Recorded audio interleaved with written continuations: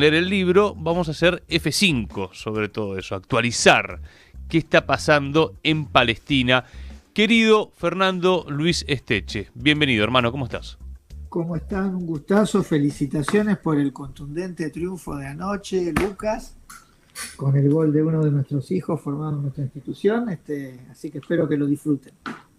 Siempre, siempre. Pero sí, el ruso Skasibar hizo un lindo gol y bueno, es la ley del ex que se le dice, ¿viste? Sí. Sí, sí. Pero Y bueno, Estudiante tiene muchas de esas, con Boca sobre todo. así Pero es bueno, cierto, es cierto. Pero bueno, el tema es que nos dure, Fer querido, y esto está recién arrancando, así que vamos a ver cómo nos va tanto a nosotros como a ustedes los pinchas. Che, vamos a meternos de lleno en Palestina. ¿Qué novedades hay para quien no está siguiendo mucho la información? Porque hace tiempo se venía hablando y exigiendo del desarme de Hamas y de este gobierno de Gaza que armaron desde afuera, básicamente. sí, ahí por ahí con la dinámica de los acontecimientos internacionales es difícil a veces seguir el hilo. En, qué sé yo, en 2024 era el tema casi excluyente sobre Claro. cuando uno tenía que ver qué pasa en el mundo y tenía un día a día y que por ahí ya nos olvidamos. Lo que tenemos que recordar es, yo no me acuerdo si fue, no me acuerdo la fecha de inicio, pero por mediados del 2025, en octubre fue, me parece que fue para el aniversario, en octubre, de 2025, se plantea un proceso de paz, es cuando interviene Trump, cuando arman la Junta de Paz, esta que cada país debía poner $1.000 millones, depositar para ser miembro pleno, una suerte de club pago, y a partir de ahí se construye una hoja de ruta en distintas fases donde se anuncia el alto el fuego en Gaza, ¿no? Un alto el fuego que en términos reales nunca se cumplió de parte de Israel. No solo no se, era alto el fuego, había una cantidad, era un programa de 20 puntos en distintas fases. Aquella primera fase planteaba la entrega de rehenes, la devolución de parte de Hamas o Yihad de rehenes vivos o muertos, ahí eso se cumplió, la devolución por parte de Israel a Palestina de también los rehenes, que ellos llaman prisioneros políticos, de Palestina, o sea, desde Israel a Palestina. Con esto recuperaron también la libertad muchos patriotas palestinos, incluso muchos de ellos condenados a cadena perpetua. Y después importaba la retirada en una línea, lo que se llama una línea amarilla, que importaba el 53% del territorio palestino, cosa que nunca cumplió Israel, la retirada de la presencia israelí, y el desarme progresivo de Hamas. A partir de ese octubre lo que sucedió es que Israel siguió bombardeando. ¿Se acuerdan que impedía el acceso de los camiones de abastecimientos, convocaba a las familias a ir a buscar alimentos y cuando se los concentraban en la búsqueda de alimentos los tiroteaba? Es decir, una cantidad de violaciones recurrentes, no obstante lo cual el programa Junta de Paz, presidida por Trump mediante, que es una suerte de Naciones Unidas privatizada, exclusiva para la cuestión de Gaza, que están Trump, Marco Rubio, Witkoff, Claro. están todos ellos. Está el británico que fue primer ministro, se me fue el nombre, Tony Blair. Tony Blair, claro. Desentona en cuanto hay un poquito pero bueno, eso es esa Junta de Paz, Milei, $1.000 millones mediante de depósito para ser parte también, El Salvador, bueno, todos los rufianes de la derecha guerrerista que construyen esta Junta de Paz, y el programa siguió, y se planteó, y bueno, y en el medio de esto aparece enero la desestabilización de Irán, y en febrero la guerra de agresión de Israel y Estados Unidos contra Irán, y esto medio que corrió el eje de la centralidad diplomática que tenía Gaza hasta ese momento, no solo para Estados Unidos y para el resto de los actores, sino fundamentalmente para los actores que eran los garantes del acuerdo de paz, de esa hoja de ruta, que son Qatar, Egipto y Turquía. Fíjate, ya en octubre del 2024, Egipto, Qatar y Turquía vienen funcionando en un mismo arco, con una misma lógica de construcción de estabilización en la región, ¿no? Que ahora muchas veces hemos dicho acá, hablamos de esta media luna, que incluye a Pakistán, ¿no? Desde la intervención de Pakistán y los acuerdos de Islamabad. Así que con la guerra de Irán, medio que esto se perdió centralidad, y para el principio de julio de en tanto se produjo el empantanamiento ya explícito, ya definitivo, ya medio inocultable de parte de Estados Unidos respecto de esta guerra de agresión con Irán, la necesidad de la retirada, de que Hormuz vuelva a fluir y demás, aparece de nuevo la diplomacia en Gaza, como para mostrar, no nos olvidemos que Israel tiene elecciones en octubre y Estados Unidos también, con distintas cuestiones, ¿no? Pero como para mostrar algún avance ahí, y entonces aparece el anuncio de Hamas, unilateral, de disolver lo que se llamaba el Comité de Emergencia Administrativo de Gaza, que era una suerte de gobierno en situación de guerra, ¿no? Durante la guerra del genocidio fue lo que mantuvo las cuestiones administrativas, salud, policía, justicia, lo que fuera, en Gaza.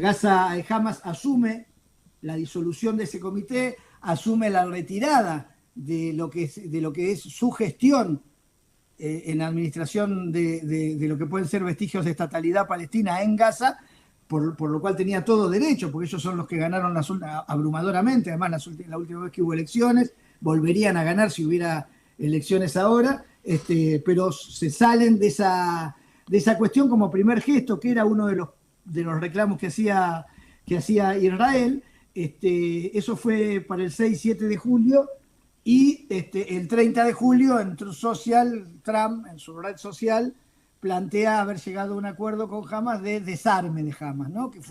Las dos cosas fueron una conmoción. Cuando se retira de la gestión de estatalidad, fue una gran conmoción, sobre todo para los actores de la región, una gran jugada para mí de Hamas, un nuevo éxito político de Hamas, que desarma los argumentos de Israel, y ahora con esto del desarme, valga la redundancia en la palabra, lo del desarme el anuncio del desarme de Hamas, ahí desarma absolutamente la posibilidad de sustentabilidad política de la guerra genocida sionista. Así que el anuncio del desarme se hace el 30, lo hace Trump, el 31 lo hacen los miembros de la Junta de Paz, y después los propios voceros de Hamas lo plantearon, condicionado a el cumplimiento de parte de Israel de los acuerdos planteados, que significa el sostenimiento de la línea amarilla al 53% y el retiro paulatino. Esto debemos decir, el 53% nunca se cumplió. Israel está hoy en un 65%, avanzó sobre esa línea, y además lo plantean abiertamente, su ministro de Defensa plantea abiertamente que van a ir hasta el 70% del territorio gazatí. No tienen intención de retirarse. La otra condición para el desarme de Hamas es el retiro de las tropas israelíes y que ingrese a Gaza, lo que también propuso la Junta de Paz presidida por Trump, no solo el Comité Administrativo Especial para Gaza, que está formado por tecnócratas gazatíes mayormente, casi todo OLP, casi todo es ex OLP, ex tipos que han estado en la autoridad palestina, ¿no? ¿De qué estamos hablando acá? No, estamos hablando de tecnócratas para un gobierno tecnócrata, es decir, un tipo que sabe de cloacas, otro que sabe de manejo de residuos, otro que sabe de remoción de escombros, de esto estamos hablando, ¿no? Y otros y después que intervenga la fuerza internacional de estabilización, que compromete dos dimensiones, la militar y la policial, ¿no? Donde ahí también Israel se viene resistiendo, Gaza lo acepta, Hamas lo acepta, se desarman y aceptan estas situaciones, Israel se viene resistiendo y esta es la situación que tenemos hoy. La pelota la tuvo Hamas, hizo jueguito, le hizo un sombrero, hizo lo que quiso, me parece a mí que logró un gran éxito diplomático, mostró al mundo el gesto y la capacidad. Esto obliga a Qatar, a Egipto y a Turquía y a Arabia Saudita, que viene por potencia regional, no porque sea interventor en este proceso, hacer una manifestación de reclamo fuerte en términos de lo que es la diplomacia respecto de Israel, de que cumpla los acuerdos. Claro. Esto lo aísla más a Israel, lo aleja más de la posibilidad de acuerdos de Abraham y de toda esta ilusión que tiene Kushner a veces sobre la recomposición de la situación en el Golfo. Y al interior de Israel hay situaciones como la de Ben Gvir, que dijo que esto no va a suceder, Smotrich y Strock, que son los otros. Smotrich es el arquitecto de la recolonización de Cisjordania, que ahí están haciendo una verdadera masacre, por ahí no tan mediatizada, pero están haciendo un desastre.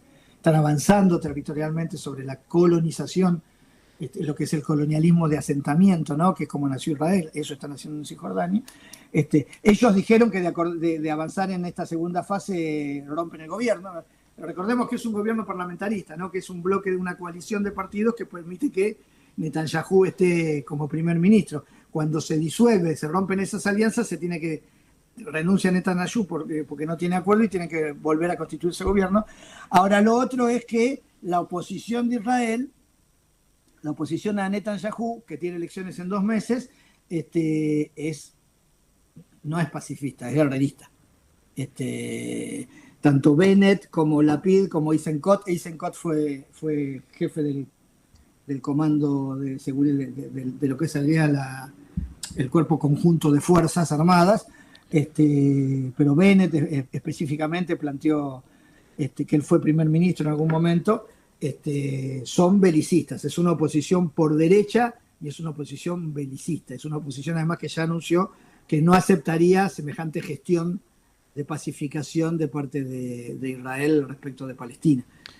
Por lo cual, en el horizonte no es que estamos enfrentando una situación donde las elecciones, si bien probablemente Netanyahu las pierda, nos encontremos con una situación más amable, entre comillas, para la gestión de la posibilidad de estabilización, sino que nos vamos a encontrar con otros guerreristas, muy guerreristas, tipos que han sido anti-gazatíes y antipalestinos definidamente cada uno de estos líderes. Pero no obstante lo cual, la crisis es la primera vez, más allá de estas pato doc que le dicen ellos a el Donald que amenaza y después se retira, pero es la primera vez que hay una contradicción explícita de Netanyahu con Trump en todos estos años, donde Trump anuncia el 30 que estaban avanzando en la fase 2 y Netanyahu tardó unos cuantos días, creo que el 4 fue la primera vez que se manifestó mediante un video diciendo que Israel no iba a avanzar, que cree en la buena voluntad del presidente Trump, pero esa hoja de ruta no es la hoja de ruta de Israel. Así que esto expone, desnuda el guerrerismo genocida de Israel, y en una situación regional como la que está planteada ante la derrota sionista norteamericana en la guerra de agresión de Irán, con la reconfiguración de una ingeniería securitaria en esta medialuna, ¿no? Turquía, que es miembro de OTAN, Arabia, Qatar, Pakistán, con Emiratos Árabes, que por primera vez en todos estos años empieza a tener una relación bilateral, no mediada directamente con Irán, y con un acuerdo muy avanzado entre Irán y Omar sobre navegabilidad de Hormuz. Me parece que Israel está en una situación donde que son los análisis que hacen justamente muchos de los actores del Golfo, que está en una situación impensada de agotamiento y de cuestionamiento y de posibilidad de reproducción de su propia entidad en tanto no cambie la situación política, ¿no? Claro, lo que habíamos hablado mucho el año pasado es el proyecto del Gran Israel. Eso es lo que está en crisis.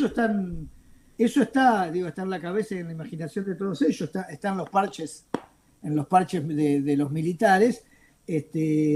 Siria está contando con el apoyo del trumpismo, por lo cual, si bien Israel tiene ahí ocupaciones en territorio sirio, en tanto alguna vez si se normaliza la región, eso no Israel va a tener que replantearse eso, y está tratando de avanzar también no solo sobre Cisjordania, sino sobre el sur del Líbano, claro. Pero se encuentra con una oposición, si bien con un gobierno libanés que se ha sometido a la negociación y a la posibilidad de pacificación mediada por Estados Unidos con los israelíes, un gobierno que no es un gobierno que esté defendiendo su propia soberanía, se encuentran después con que el propio Israel no cumple los acuerdos que ellos mismos construyen, ¿no? Así que yo creo que también la construcción, la ilusión de Gran Israel está como 2024, yo te digo, creo que muchos de ellos se ilusionaron que lo tenían en sus manos, se lo pusieron en los parches. Me parece que 2026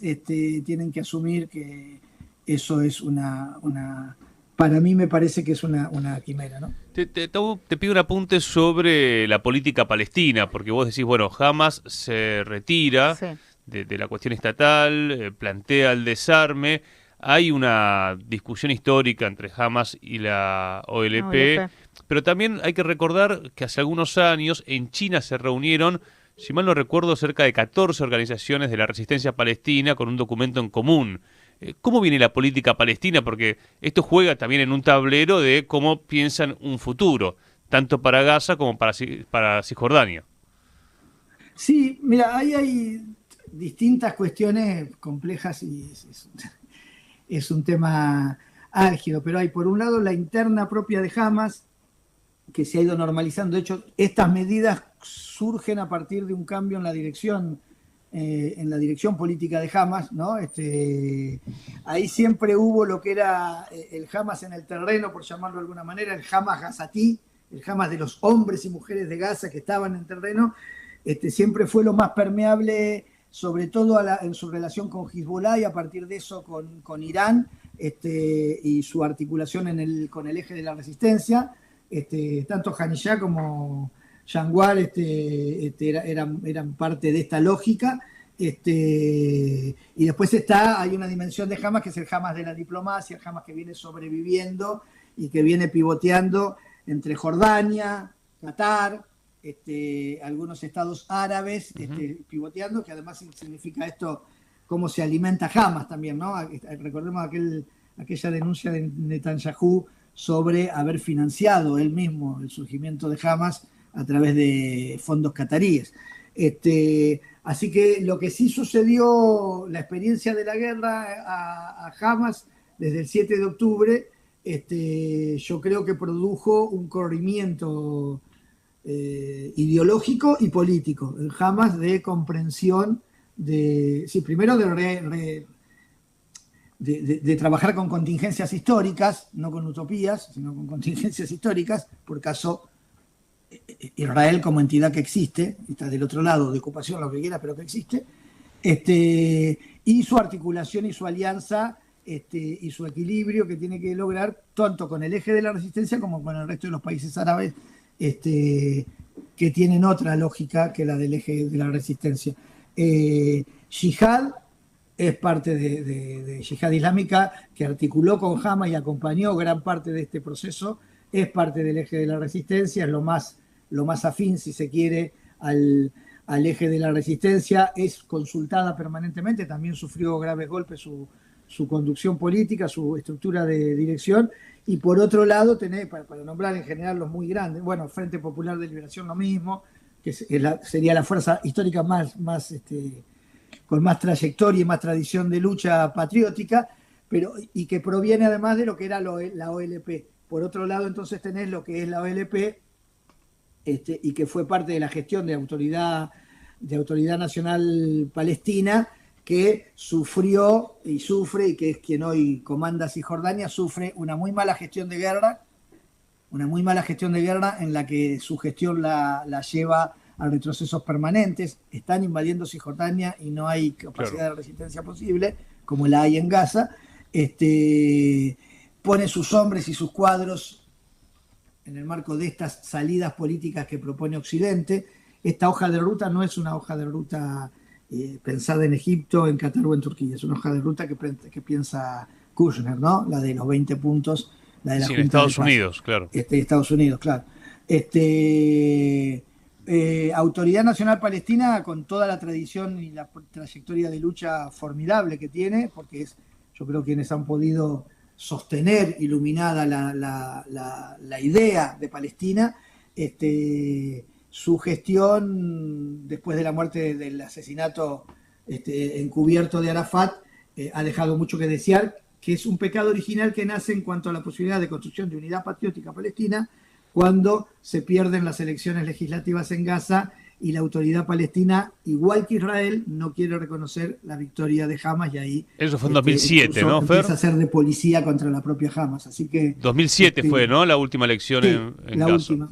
Así que ahí están en una... No obstante, hay grandes compañeros y valiosos y que están laburando mucho, los compañeros del Frente Democrático, incluso compañeros del Fatah también, pero están un poco más involucrados porque están más acostumbrados, porque tienen más trayectoria y más camino en eso, en lo que es la construcción y la salida diplomática, Claro. Y eso los involucra a veces o los deja arrinconados a veces en situaciones algo incómodas para una situación de genocidio y de guerra como la que están viviendo. Claro. Lo que sí podemos decir, y que para eso al repasar el libro Los monstruos del claroscuro, es que la arquitectura, ¿no? Vos decías securitaria de los últimos 50 años está cambiando, ¿no? Sobre todo después de la guerra contra Irán, donde perdió el bloque anglo-sionista. Entonces, bueno, esto de decir, che, ¿qué pasa con Turquía, con Qatar, con Egipto, bueno, mismo también Pakistán, que es una potencia aparte nuclear, y que lo que están diciendo es, bueno, se va rediseñando la región en un contexto también en el que se desdolarizan las relaciones comerciales, bueno, todo un tema no solamente securitario, sino también comercial y de conveniencias. Sí, bueno, Arabia Saudita saliendo del petrodólar, Corea Claro. haciendo un avance sobre patrón oro de reservas y operaciones relacionadas con eso. No, eso, hay mucho de eso que vos planteás y yo creo que esto lo que estamos viendo es esa nueva configuración que, bueno, uno con la ansiedad que tiene pretendería que sea más clara, más concreta, decir, bueno, esto va a pasar así, va a ser así. Es complejo, son tensiones, se avanza y se retrocede en esa conformación. Sí, y sobre todo con esto que decías de la elección en Israel, ahí están los monstruos, ¿no? Porque, claro, bueno, sí, eso ojo es que así. no es que va a ser el progresismo israelí saliendo a decir, no, bueno, ahora nos abrazamos con los palestinos, ¿no? No, eso no es lo que... El único partido que tiene una posición así es el Partido Árabe Israelí, que son 10 bancas en la Knesset, Claro. no tiene mayor despliegue. Es importante, pero no tiene mayor despliegue ni posibilidad de construir una hegemonía o un consenso en la singular idea de nación que tiene ese Estado impuesto con colonización de asentamiento que se llama Israel. Fernando Esteche, gracias. Gracias a ustedes, compañeros. Un abrazo grande. Reponemos Palestina entonces aquí en Punto de Partida con el director de la agencia PIA Global.